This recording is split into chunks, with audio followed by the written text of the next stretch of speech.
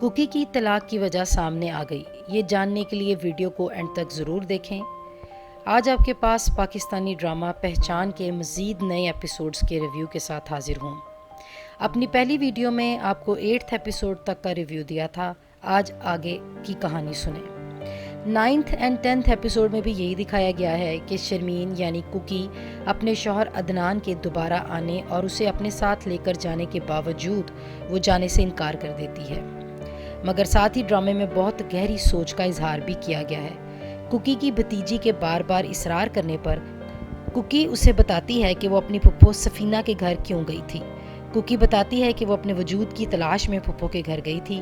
اصل میں رائٹر اس معاشرے کی سوچ کی عکاسی کرتی ہے کہ عورت کسی بھی روپ یا شکل میں ہو، اس کی اپنی کوئی پہچان نہیں ہوتی۔ ڈرامے کا نام پہچان بھی اسی لیے رکھا گیا ہے کہ ہمارے معاشرے میں عورت کی پہچان صرف اور صرف ایک مرد کے وجود کی وجہ سے ہوتی ہے۔ کنواری لڑکی ماں باپ کے گھر ہو تو والد کی وجہ سے جانی جاتی ہے، شادی کے بعد خامد اس کی پہچان بن جاتا ہے اور بوڑھی ہو جانے پر اس کا بیٹا اس کی پہچان بن جاتا ہے۔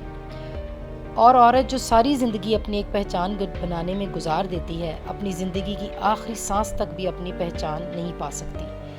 کوکی اپنی پھپھو کے گھر آتی ہے جس کی شادی نہیں ہوئی، مگر اسے اپنے آپ میں اور اپنی غیر شادی شدہ پھپھو میں کوئی فرق نظر نہیں آتا۔ وہ شادی شدہ ہوتے ہوئے بھی آج اسی مقام پر کھڑی ہے جہاں آج اس کی یہ بوڑھی پھپھو سفینہ کھڑی ہے۔ وہ چند دن جو پھپھو کے گھر گزارتی ہے، وہ اپنی پھپھو کی بے رنگ زندگی میں رنگ بھرنے کی کوشش کرتی ہے۔ دونوں خوب گھومتی ہیں، دونوں کو بہت اچھا لگتا ہے اور کوکی کو اپنے کھوئے ہوئے وجود کا احساس جاگنے لگتا ہے۔ ہبہ بخاری کوکی کی شکل میں اور نادیہ خان سفینہ کی شکل میں دونوں نے بہت ہی شاندار ایکٹنگ کی ہے۔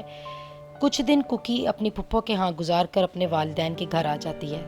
ادھر دوسری طرف کوی خان جو کہ کوکی کے والد اور سفینہ کے بھائی ہیں، انہیں اپنی غلطی کا احساس ہو جاتا ہے۔ انہوں نے بھی اپنی بہن کے ساتھ بہت زیادتی کی ہے، اسے اکیلا چھوڑ دیا ہے۔ اب ان کا بیٹا حیدر بھی ان کی بیٹی کوکی کے ساتھ وہی کرے گا جو انہوں نے برسوں پہلے اپنی بہن سفینہ کے ساتھ کیا تھا۔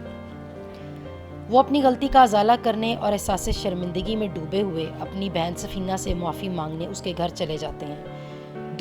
دونوں بہن بھائی مل کر خوب روتے ہیں، مل کر ہنستے بھی ہیں اور کھانا بھی کھاتے ہیں اور کچھ وقت اکٹھا گزارتے ہیں۔ اب ڈرامے میں اس بات کو فلیش بیک میں ریویل کیا گیا ہے کہ شادی سے پہلے عدنان ایک لڑکی کہکشاں کو پسند کرتا تھا۔ اپنے والدین کو بہت مشکل سے منا کر وہ اس کے گھر رشتہ مانگنے بھی گیا، مگر لڑکی کے والدین ان کی نسبت زیادہ آسودہ حال ہوتے ہیں اور وہ اس کے والدین کی بے عزتی کر کے اسے گھر سے نکال دیتے ہیں۔ عدنان کے والدین کو اس بات پر بہت غصہ آتا ہے اور وہ عدنان پر دباؤ ڈال کر عدنان کی شادی کوکی سے کروا دیتے ہیں، جو کہ عمر میں عدنان سے کافی چھوٹی ہوتی ہے اور مزاج میں تو زمین اور آسمان کا فرق ہے۔ عدنان کہکشاں سے وعدہ کرتا ہے کہ کچھ وقت گزرنے کے بعد وہ اس زبردستی کی زنجیر کو توڑ دے گا اور اس کے ساتھ اپنی مرضی کی زندگی گزارے گا۔ عدنان کوکی کو لے کر ترکی آ جاتا ہے اور وہ اس کی ہر ضرورت کو پوری کرتا ہے۔ بظاہر دنیا کے سامنے وہ ایک بہت ہی آئیڈیل کپل ہوتے ہیں، مگر یہ درد صرف شرمین ہی جانتی ہے کہ وہ ایک سرد جذبات کے مالک کے ساتھ کتنی مشکل زندگی گزار رہی ہے۔ عدنان نے اس کی کبھی بھی تعریف نہیں کی، نہ اس کی شکل صورت کی، نہ اس کے پہناوے کی اور نہ اس کے کھانوں کی۔